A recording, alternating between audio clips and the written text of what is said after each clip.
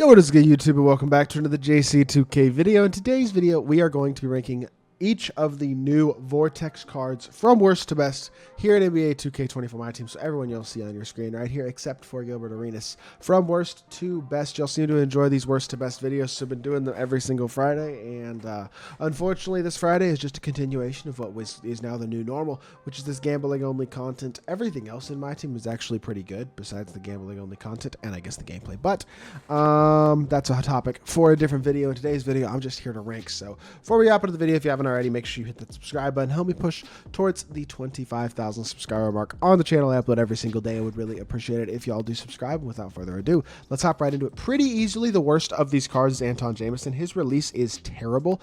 On paper, he's actually very good. He has great speed, great shooting, great defense, honestly really athletic. He's a pretty versatile card, not really missing any important badges, has legitimately elite defense. Really good card. But his release is awful. Brook Lopez base is one of the worst in the game. SIGs are also not top tier at all. Levine Escape is not very good at all either. I just don't think he is a particularly good card. Honestly, this drop is a pretty good drop. Definitely better than last week's drop, which had some pretty mediocre lower tier cards. A lot of these lower tier cards are actually pretty good this week. So Anton Jameson is the worst of the group in my opinion. I think Terrence Ross is the second worst, 6'7". This card's not terrible. He's just not elite defensively at all. He's fast, good shooter, great dunker. Good playmaking badges. Overall, really fun offensive card. Nice release. I don't love the fade. SIGs aren't top tier, though. Fun card, yeah. John Wall's dragback is good. If that pro behind the back, I will say I have not used this card. If he has the Jamal Murray behind the back, that would elevate this card a bit, but I doubt he does. Overall, I think Terrence Ross is decent, but nothing particularly special at the shooting guard position. He just does not look exceptional. Speaking of decent but not exceptional, I've seen a lot of people hyping this card up, and I don't honestly totally understand why. Jamal Crawford. Okay, come on, 2KDB. Are we seriously? Is 2KDB down right now? I think 2KDB might be down. Okay, 2KDB is down. Well, I have to pause making this video, I guess, because 2KDB is apparently not working all of a sudden. So, Alrighty then. Alright, I refreshed the page. Everything seems to be working now. So, Jamal Crawford at number 11, 6'5" with a 6'10" wingspan. The thing about this card is his slashing badges, I mean, he's got a bunch of hoffs, but he doesn't have posterizer, precision dunker, rise up, bulldozer, that type of stuff on hoff, which is what I'm really looking for. Additionally, Agent 3 blinders, limitless range. Shooting badges are great, playmaking badges are great, and defensively, he's just not great. That's the thing. As immediately 2KDB just stops working again. As I don't know what's going on with 2KDB. Maybe it's just Jamal Murray. Or Jamal Crawford. We're going to try to move on to the next one.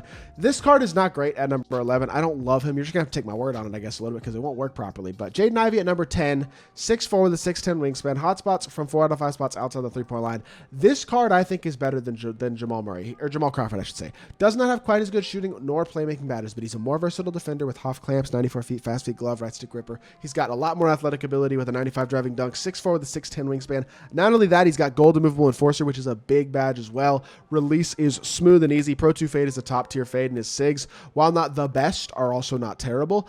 I think he is better than Jamal Crawford. I don't know what is going on with 2KDB, but I really do like that Jaden Ivey card, and I think he's super duper solid at number 10. Number 9 would be Poku, 7 foot, 7'3" wingspan, 4 out of 5 spots outside the three-point line. Our hot spots, I should say. His Hall of Fame badges are not that complete. Like, he has a lot of badges on gold, and he's also missing a good amount of badges. Brick wall, fast feet, off-ball pass, touch passer, space creator, bulldozer, just stuff like that. And then speed-wise, I mean, stats are mid to high 80s to low 90s, which isn't exceptional, but like, he's a 7 foot small forward. His release is really nice. He's got Kobe escape. CP dribble style gives him a pretty good push cross.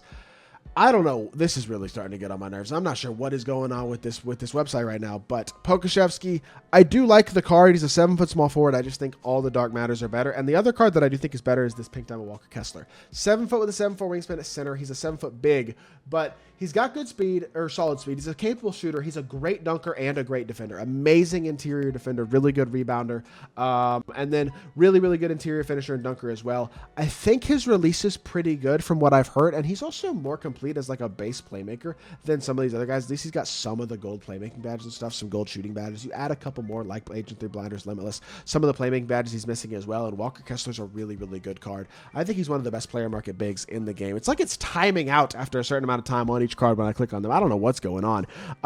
Number 7, and the first of the dark matters, is Mark Eaton. This card would be so darn good if he had like an 83 ball. I think the 69 3 ball might hold him back. it's just really low. And he's got a huge threat as a three-ball shooter.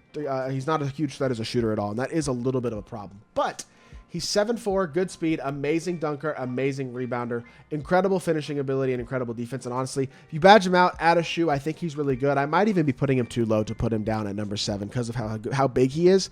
If you can shoot consistently with this card, considering he's got like okay-ish SIGs as well, you put badges on him and soup him up, marking's really good. I might be a little low on him. It's just all these dark matters, honestly, are good. Like AD at number 6, really good card.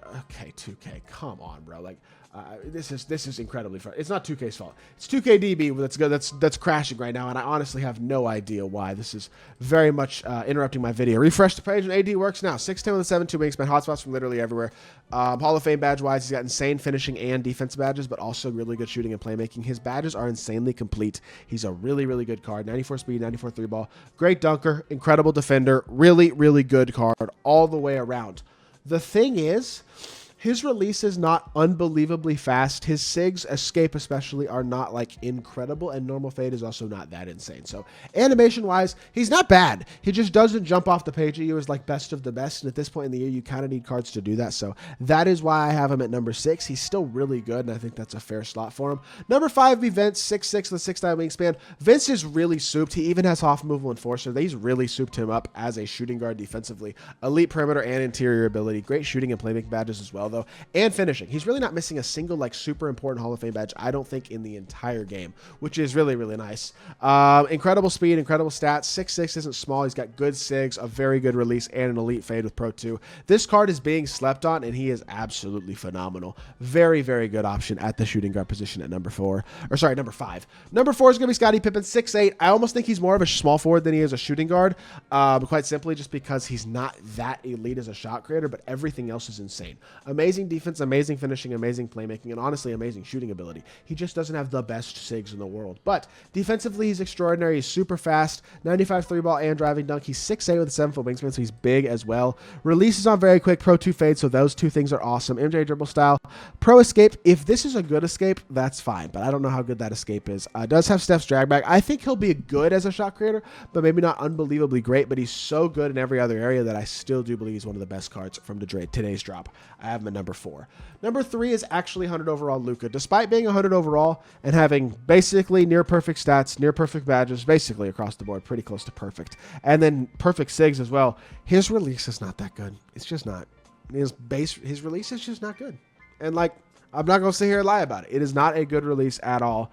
And that puts him in, like, he's 100 overall. He's an amazing card for sure. But just like Magic, he's like a little limited by his release at his position. There's a couple better point guards in this game than I think Luka is right now, but he's still a great card. Emeka Okafor is who I have at number 2.